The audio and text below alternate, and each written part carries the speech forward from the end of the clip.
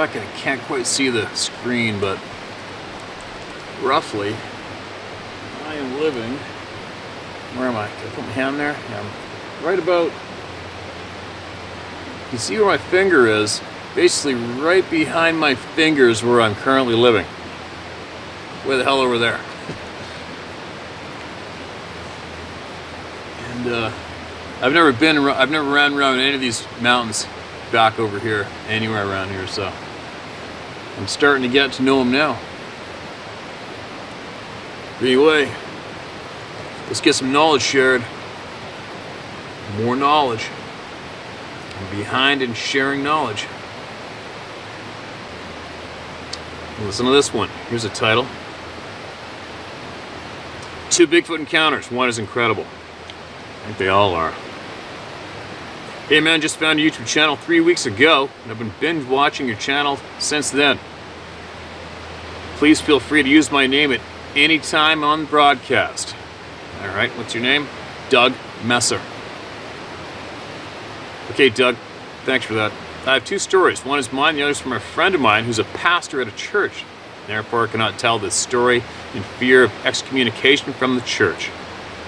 Well, what the hell is he doing at that church then? He's going to church where he's scared of the people? How creepy is that? Here we go. My story, summer in '81 in the Flatwoods, Kentucky. Me and 3 friends in high school, ROTC class, were camping about 2 miles back in the woods from my house. About 3 a.m., we were rained out by a storm. On the way out, we noticed we were being paralleled in the woods about 20 to 30 yards from the road we were on. We would stop walking and feel the ground shake when it would take steps. When we stopped, it stopped. We took off running, and so did it. We could hear small trees being pushed over as it crashed through the woods.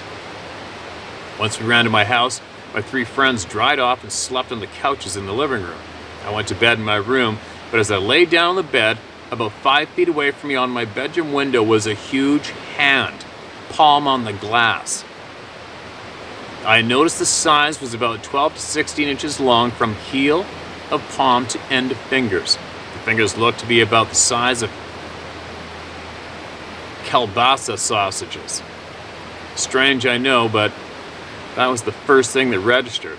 I also noticed that the hair draped off its arm about 18 to 24 inches long, hanging off the bottom of the arm. I froze. I could not move. I could only speak. I never told anyone back then. I feel more open about telling my story after speaking to a friend of mine who has one of the most interesting stories I've ever heard about Sasquatch, Sabe, or Bigfoot. My friend grew up on the New River in West Virginia before the dam was built. Here is his story, but shortened to save some time. When my friend was a kid, about 10 years old, he and his friends would spend every day in the summer down in the river playing. The first year they had their interaction was when they all noticed things in the woods across the river, 34 feet wide across with slow-moving water over rocks with wading pools. For about a week, the kids noticed that these things would move about, but the kids never really saw them. After a week, they would be gone. Then again, the next year, about the same time, they had their second interaction, but this time the kids could see them. They stayed up in the woods but allowed themselves to be seen. They never came closer that year, and they were gone. The next year, the interaction got closer and closer every summer until about the 6th year of this yearly interaction. The boys, at age 16 now, sat on one side of the water, and the family troop of Sabe would sit on the other side of the water about 35 feet away from each other, while the small ones would play in the water. This lasted about a week, and then they were gone for the year. The next summer, the boys made sure that they were down there early and sat down in the shallow water just a few feet from the bank. This was the year that physical contact was made. The Sabe, little ones, and the mothers would sit beside the boys in the water, and the small ones would splash about around the boys. This happened for about a week, and then they were gone. The boys were about 17. The last year of interaction only lasted one day, and the boys never went back. The boys did the same routine, but this year they actually sat on the bank of the other side and waited for them to come out of the woods. The Sabe did. and continued to interact with the boys. The one thing I left out was the extremely large male that led this family group. As they approached the river, the Sabe would always wait for the large male to ascend a large rock that overlooked the area, but only a few feet away at all times, as if he was the overwatch. The leader stood well over 8 feet tall, and the boys were full grown by now, at 18 years old, and only came up to his lower chest. The big male was dark brown to black, but had a silver chest. The chest looked like it had an upside-down triangle of silver hair with the wider part of the triangle on the top and narrowed as it went toward the waist. He controlled everything. My friend said the last time they had interaction was only the one day because he, my friend, actually got on top of the rock where the silver chest would stand. The silver chest got on top of his rock and was only 5 feet away from my friend, and that is how he knew that he was almost 10 feet tall. My friend said he started to feel sick, and that is when he was spoken to, not by voice, but he could hear in his head. I can eat you at any time, and there's nothing you or your friends can do about it. It was then the pungent smell overwhelmed him, almost like he was finally allowed to smell them and understand them. My friend backed away and put his head down as he backed away from the silver chest. The other boys all started to wade across the water and slowly move away from the family troop. My friend says that after that, he and his friends never went back down there in the summer.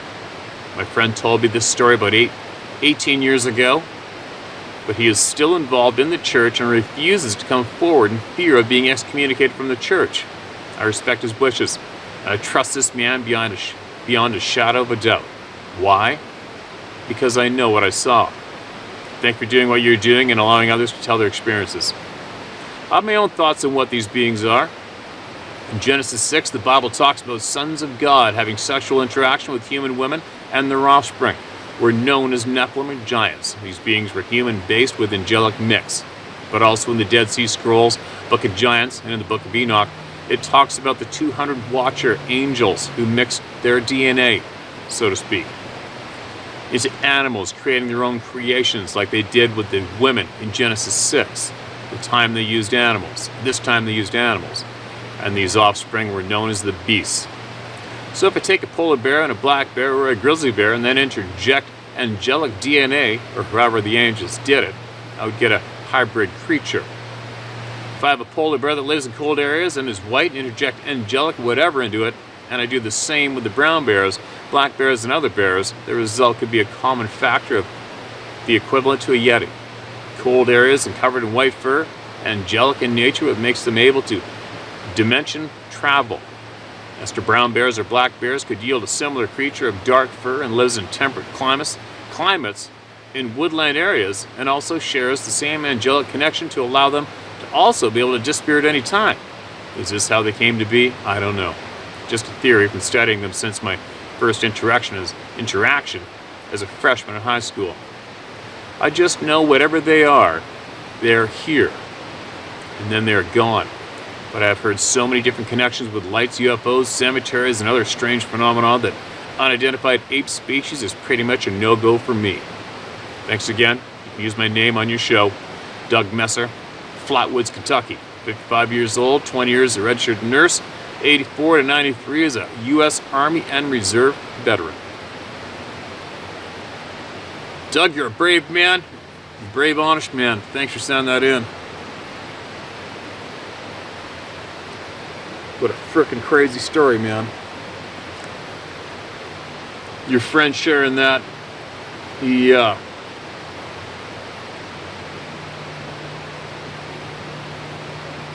not the only one to have interactions with these things like they did. Definitely not the only person to hear those words spoken in their head, scare the shit out of them. I don't know about the bear, the DNA. I guess it's just an example you're using, but after Dave Plattis and co., after they acquired the over 100 different various DNA samples, they all came out to the same conclusion. Every single different lab, not just Melba Ketchum, who the Bigfoot Sasquatch community had attempted to annihilate, but every single different lab that they submitted samples to without telling what they were, all came up with the exact same findings. Unknown male, human female, origin. But it never was there ever any bear mentioned in that DNA study, right? Except for the people that are looking for an excuse to throw out to the public, right? It's kind of handy. As a black bear, nothing to look at here. It's just black bear DNA. No big deal, right? What a bunch of pricks. Bunch of pricks. All right, changed my life. Please don't mention my name. You got it. I'm from Northeast Alberta. My experiences have followed me no matter where I've moved to. That sucks. I think I'm in the same boat. I love the outdoors, grew up on a farm. I was a lover of horses and farm animals, not afraid of the dark. Helped with chores in the dark and played in the dark with family siblings, loved it. My first experience when I was 13, I was playing with the neighborhood kids to go too long and had to, I was playing with the neighborhood kids too long and had to walk home the 1 mile in the dark. About halfway home, I could hear someone walking step for step in the poplar trees. I was terrified. I would run, it would run. If I stopped on a dime, it would also. My heart was in my throat. I was scared, as I thought it must have been a neighbor boy playing a joke on me, or I'm in danger of being raped. I had no idea of these things called Bigfoot. I ran as fast as I could. When I got to the edge of our driveway, it stopped there. I told my family about my experience, and they did not take me seriously. I was shaking. I wanted to close the curtains. One day we were all outside in the early afternoon, and all of a sudden a big poplar tree fell about 75 feet away from us on the edge of the yard. I immediately became frightened, hair standing on end, and said, "Let's get in the house." Mom said it's just a tree. I thought it must be a bear. I ran for the house and would not go out for some time. Nothing happened for years, just strange things. My husband and family went camping. Living on the farm, I know what coyotes sound like, and while camping near Bragg Creek, Alberta, the howling would just start before dark. The sound would go right through you. I would go into the camper again, their hair would stand on end. I'm a strong person, but this brings me to my knees. I moved to BC, and that's when it ramped up for me. One night I was alone and getting ready for bed, turned the light out and crawled in bed. The howling started about 600 meters down the driveway on an acreage. Again, I became extra alarmed. I could hear the heavy running. It sounded like more than one, and I knew it was heading for the house. It was silent for a second, and then one of them howled right by the window. Now, the window had to be 11 or 12 feet off the ground. The scream went right through my body. It felt so wicked. It paralyzed me. I couldn't move. I thought I would die here. It lasted for about 25 seconds. I don't know. I just lay there in total shock. I don't know how long I laid there, not moving a muscle, scared out of my mind. Then I felt so sleepy. I tried to stay awake, fought to stay awake, but I couldn't. I woke up several hours later, and all was quiet, and the feeling was gone. From that time on, I became absolutely afraid of the dark, and to this day. Another happening was a year later, 2017. I always wake up so darn early. I try to sleep in, but always might as well get up and make coffee. Then I open the blinds to see the morning sunrise.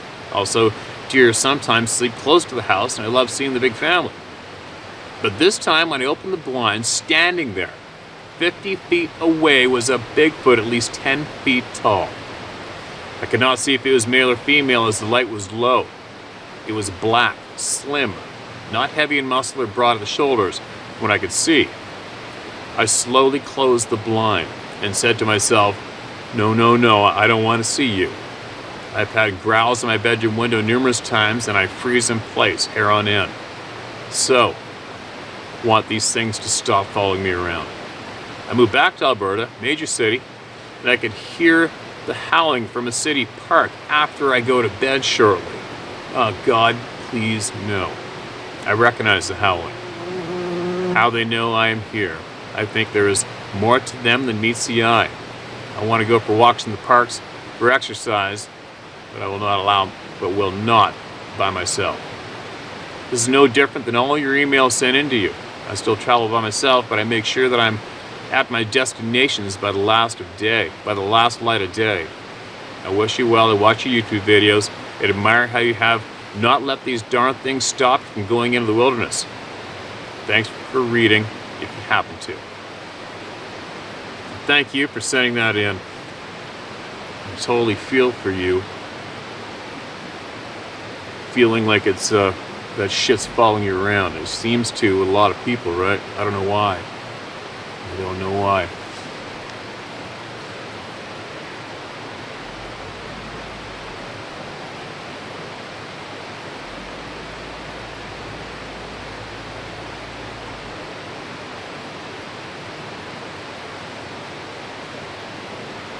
You know, Scott Carpenter's got some good advice for people who get constantly tormented by these things. I want to look into some of his information. It'll be very helpful. It's only there to help people, and that's it.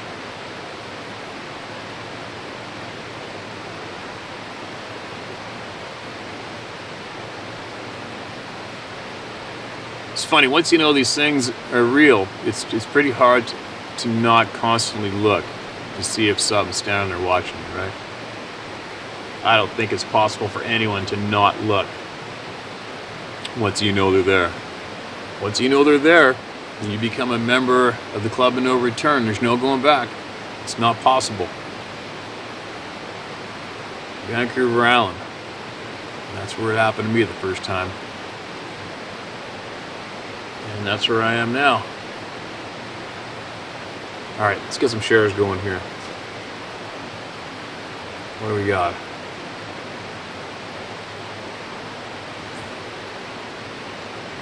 Titled, One Night It All Changed. And how many of us are shaking our heads in agreement with that? Dear Steve, thanks for the platform and voice. My situation only a few know about, and others would think we're nuts. Let's get down to business.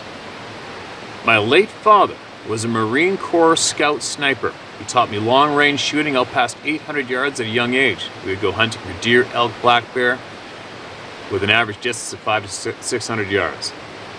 One year, we were sitting on an outcrop of rocks, spotting a group of deer at about 400 yards, when all of a sudden, a large, hairy man stood up about 30 yards from the pack I was zeroing in on. My father tapped me on the shoulder saying, "Take the safety off." I told him I already did. We watched it cross down the mountain in the edge of a small pines until it hit a timber section, and that's the last we saw it. Now my tough-as-nails father was white as a ghost. I was shaken up and had more questions than I could answer. After a few moments, color came back to both of us, and we started back to camp. After breakfast, a couple of friends came back to camp and looked at us and said, "Did you see that?" I looked at them and said, "What?" What we both didn't know is that they were on the ridge about 600 yards to our right, looking down almost 90 degrees from it, and about the same distance away. They thought the same thing as us and came back to camp. The next morning we scouted out another spot we wanted to try, so my dad and I set off to check it out. We found a nice outcrop and waited for the sun to come up, which would backlight us, but we were well hidden. Spotting around the area, we found some deer across the valley. Still, before sunup, we could make out some silhouettes as sun started its upwards track. Now with the sun up, we could make out some nice bucks and also found some nice elk further down the ridge about 700 yards away. I waited for the muleys to come out of the wood line and lined up on one and took my shot. After following it and giving a fair amount of time, we started off down the ridge to the edge of the large, thick wood line. When we arrived, we found the impact site, the trail of blood, and we're about 30 or so yards away from its final resting spot. When we got there, the buck I shot wasn't there. End of story. And there you go. More people enter the Club of No Return, just like that. You know, I haven't had anything steal my animal off me yet. I've had a couple grizzly bears try to steal moose from me and an elk, but we took it back. But sometimes, you know, I kind of almost dread that experience. You know, the amount of effort that you put in to get your game animal harvested to bring home. And I would really be pissed off if something just up and stole it from me like that. It's never been a happy moment when grizzly bears try to steal it from you, but we just ride horses in there and take it back, and they move off. But I wouldn't want to have that happen to me. Anyway, thanks for sharing that, man. Welcome to the club. Welcome to the club. Make sure you speak openly about it and honestly to everybody you can, all right? Bigfoot counter. I'll make this story short. 1992, Maryland State Park. Me and two girls were swimming in a river when Jennifer looks up about 25 feet to the walking path above and said, "What is that?" I said it was a man walking. She said, "That's no man." I went into a panic. I took a closer look and got that god-awful feeling in my stomach. I was scared shitless. The only thing I could think of was to act like a dog and bark. I just kept on walking. It just kept on walking. Me and two other girls got the F out of there and didn't even talk about what happened. We said nothing to each other. For me, I felt ashamed for what I acted like. I didn't have a weapon at the time, and the thing could do to protect, I didn't have a weapon at the time, and the thing could do to protect the girls was to act like a dog. Oh, I guess the only thing you could do to protect the girls is act like a dog. I'm still feeling ashamed of myself. You can share this if you want to. I was 22 years old when this happened, so it's a big hit to my ego. I don't go into the woods without a gun now. Dude, don't worry about it, man. You know what? The things people do when they're scared is amazing. It's just a part of being a human being, all right? Everybody reacts differently. Everybody reacts how they can at the time. The stress these experiences cause your average person is incredible. All right? It's incredible, the amount of stress. You'd believe the reactions I've seen people have just from calling in a bull elk, having it come in, or a huge moose, or else even having a grizzly bear experience. Everybody reacts differently, okay? So don't feel ashamed. You're alive. You're all alive. So whatever you did was all you could do, and it worked. Possibly, all right? Thanks for sending that in, man. What do we got here? Wisconsin, Price County encounter. Hello, Steve. Thanks so much for giving us a platform to share experiences and hopefully gain knowledge from each other. In November 2019, during the gun deer season, I was hunting with my brother and his wife in northern Wisconsin. We were roughly outside the small town of Park Falls in Price County on public land. Because the parking area only held about 4 or 5 vehicles, we decided to get there around 4 a.m. to ensure a parking spot. Not surprisingly, we were the first to arrive. To get to this parking area, you have to drive a gravel road for about 5 or 6 miles, so it's pretty far back in a massive state forest. We sat in the truck for about 30 minutes and then decided to head to our spots. This area was completely new to me, but my brother had done some scouting during bow season. It was snowing a decent amount, and the trail we headed down was an old logging road that splits to the left and right after about 100 yards from the parking area. As we headed down the left trail, my brother and sister-in-law were getting further ahead of me by about 25 yards or so. All of a sudden, to my left side, I heard the loudest growl/roar I have ever heard. It literally rattled my chest, and instant fear encompassed me. I had a pretty crappy headlight that only lit up about 10 feet in front of me and wasn't a good focus light at all. I saw about 15 yards to my left this massive dark figure get up from what appeared to be a crouch position and stand on 2 legs about 7 or 8 feet tall. The eyes were glowing a yellowish color and appeared massive, like the size of saucer plates you might use for a cup of coffee. It continued a few lower growls at me while slowly turning its body away and walking away from me. I did not see a lot of detail of this creature, and how loud the first roar was made me instantly freeze in place, and I only got my rifle up to about my waist. I knew I wasn't going to shoot anything, and I didn't fully know what it was. At first I thought it may have been a wolf until it stood on 2 legs and had the outline of a person. Also, I instantly got the feeling from this thing that it was pissed I was there and saw it. I'm in my early 40s, been hunting since I was 12, and no other creature in the woods have I got this feeling from. The fear I had turned to anger as soon as I looked ahead at my brother and sister-in-law, expecting them to be running towards me, but they continued bumbling down the trail. I thought, how in the hell could they have not heard the growls? Finally, I yelled for them to hold up, and when I caught up to them, I asked them if they heard loud roar growls. They did not. When I told them what happened, I could tell they thought maybe it was a wolf. But what was burned into my mind was the width of the shoulders and its height when it stood upright. Even though all I could see was a dark outline, it was clearly not a wolf or a bear or idiot hiding in the woods on opening day of gun season. For the last couple of years, Steve, I've gone over this event and tried to come up with a logical solution, but the only thing that makes sense is this was a Sabe or Sasquatch. Let me tell you, sitting in the deep woods waiting for daybreak after this happened really sucked, especially considering we got in the woods so frickin' early. A few weeks ago I brought this up to both of them when we were at our parents' house having a campfire. They now fully believe what I saw was a Sabe. This area of Wisconsin has a lot of sightings as I found out looking for answers, which eventually led me to you. I don't think this was a coincidence. It decided to show itself to the last person on the trail, as David P. has pointed out many times. Thanks again for letting us share these encounters and for your informative hunting videos.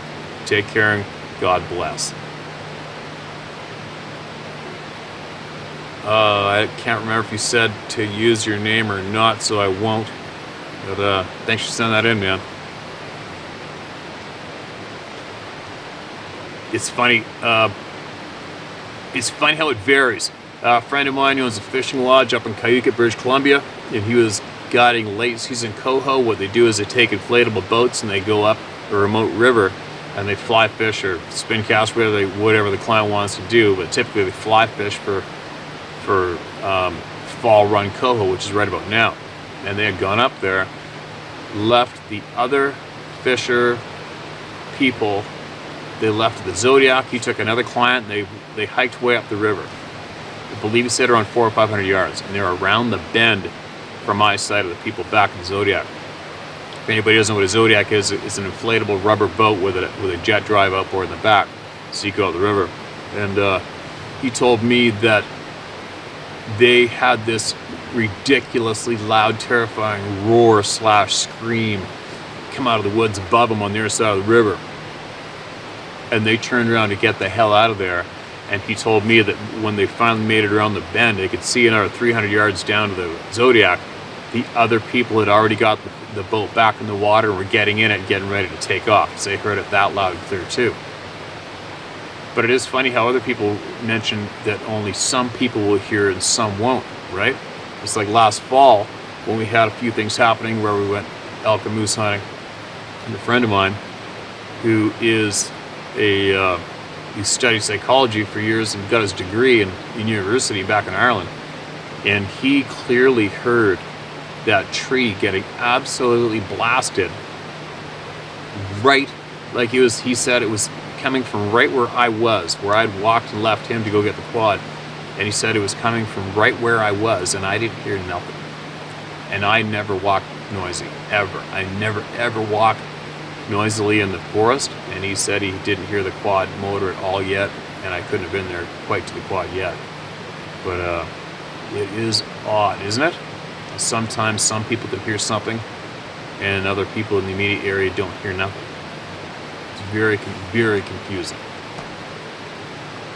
Thanks for sending that in. Another member of the Club of No Return. Encounter while hunting in southern Georgia. Steve, how's it going, man? I want to start this email off by saying thank you for everything you're doing with the YouTube channel. I have the utmost respect for people like yourself who dedicate time out of their life to bring awareness to certain topics and seek the truth. It's very hard to come by these days, which is unfortunate. However, the amount of people you're helping out is absolutely amazing, and is also reassuring there are still great people out there who give a damn. Thanks for those kind words and words of support, man. And just so you know, You know, it's myself and it's every single person who's shared their experience here. We're all in that same boat of helping each other, all right? It's definitely a group effort. I've been following your channel for quite some time now. I look forward to every new video you come out with. My name is Colton, 25. I was born and raised here in Jacksonville, Florida. I've grown up hunting and fishing my whole life. I've always had a fascination with being out in the woods ever since I can remember. I grew up learning and teaching myself survival skills out in the woods for years, and also spending time putting those skills to use. I believe it's very important for everyone to have some sort of knowledge on how to survive out in the wilderness. Anyways, on to the story. So a few years ago, back in 2015, myself and one of my best friends I've known my entire life had been getting ready for deer season up near Kingsland, Georgia. Just right past the Florida/Georgia border. Mind you, this property is out in the middle of nowhere. I'm talking a place where no one would ever find you. As you know, this makes an ideal/prime hunting spot. This property was owned by his grandfather. Half was used as a pine tree farm, the other part was for hunting. There are parts of this property that have been untouched for years and years. On my opening day, we get up there around 4:30 a.m. There is one tree stand, one ground blind, and one condo stand that sits about 15 feet above the ground. We had planned on sitting in different stands that morning. However, as we were making the long walk out to the stands, something wasn't sitting right. Without saying anything during the walk, we both turned to each other and said, "Why don't we hunt the condo stand together?" Normally on an early morning hunt, I'm still half asleep looking forward to shutting my eyes till the sun starts coming up. However, on this morning I was on full alert mode. My eyes were as wide open as they could go, and my senses were extremely heightened. This was the first time I'd ever felt uneasy during a hunt. It was a feeling that's very hard to describe. It was absolutely dead silent. Even as the sun started to come up, you could hear a nut drop from a tree 50 yards away. The silence was so unusual considering squirrels are normally running around sounding like a damn pack of hogs. The sun was slowly starting to peek through the trees with a heavy layer of fog sitting low in the woods. Directly in front of the stand was a shooting lane that went about 40 yards. As a young doe came out and was eating the corn we had out, however, we weren't interested in her.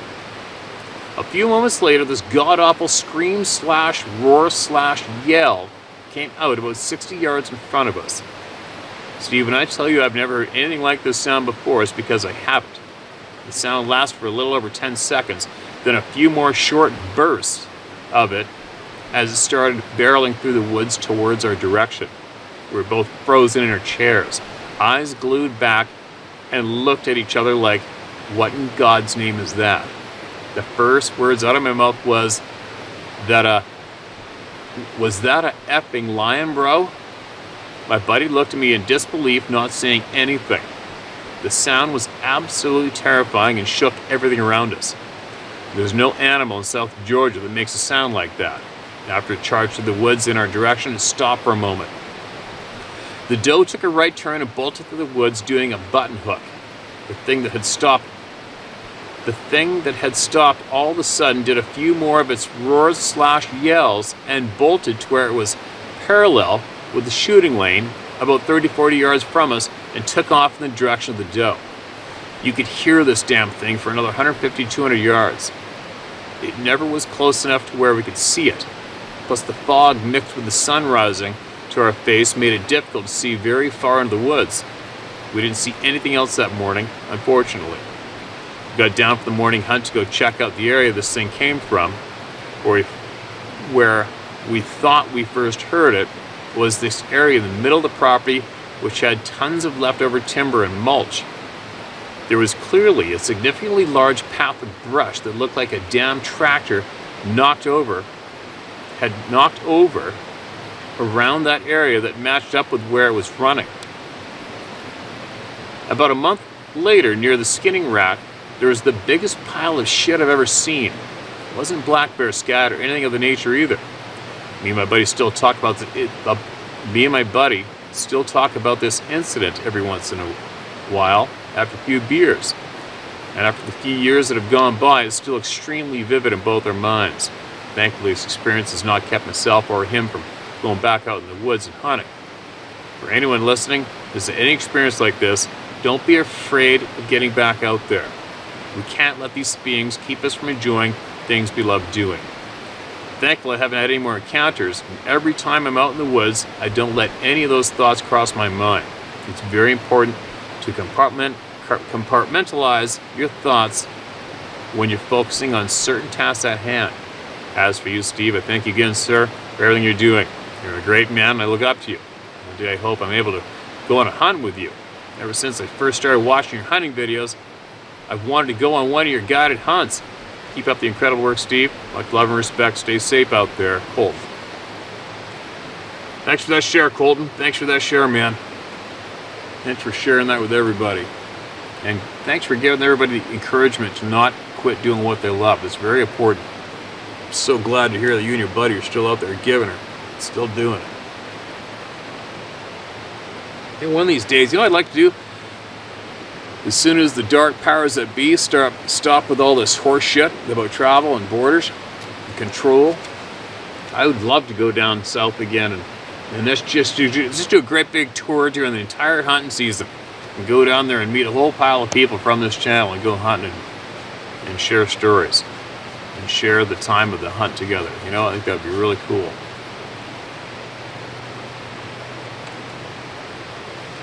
Anyway, I gotta get going here pretty quick. My tummy's telling me it's time to go home for hunger, for food. See if I can get one more up before I go.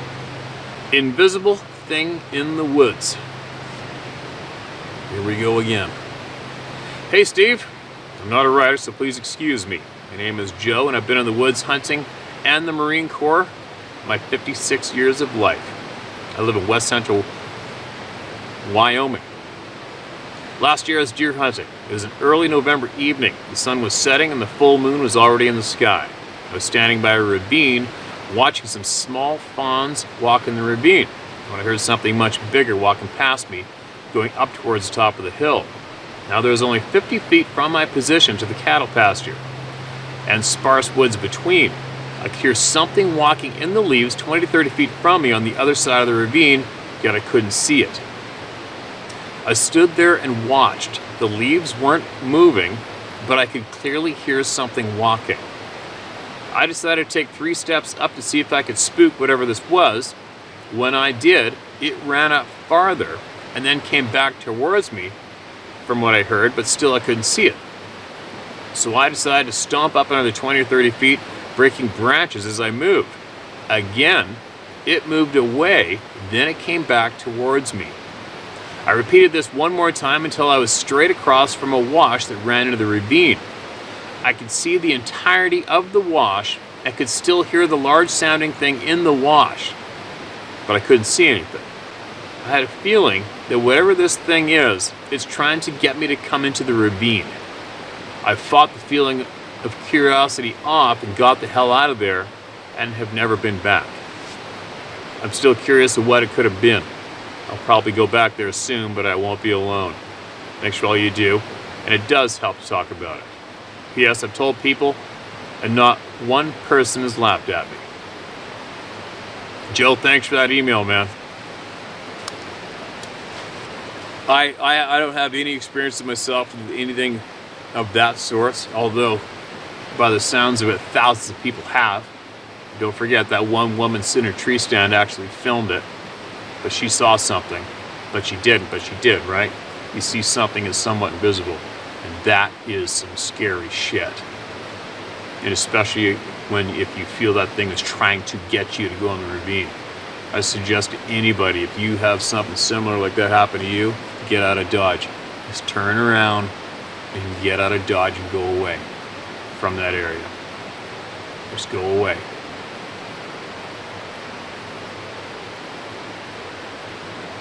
But anyway, Dave Polaris probably have a lot more to say on that flavor of topic than me. He's a lot more familiar with a lot more stranger things going on, right? And he's not giving up on sharing the information.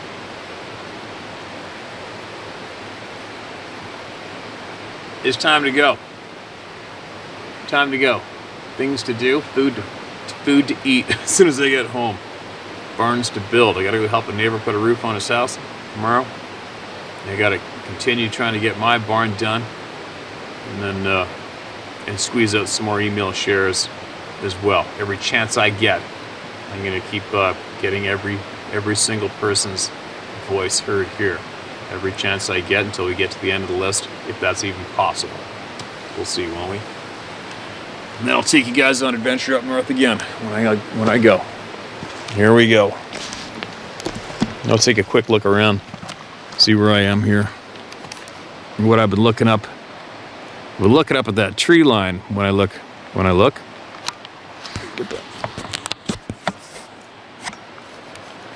Had to turn on the autofocus, but that's what I've been looking at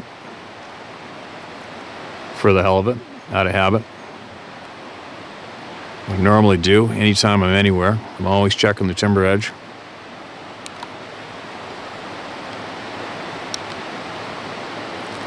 I'm also checking that one out.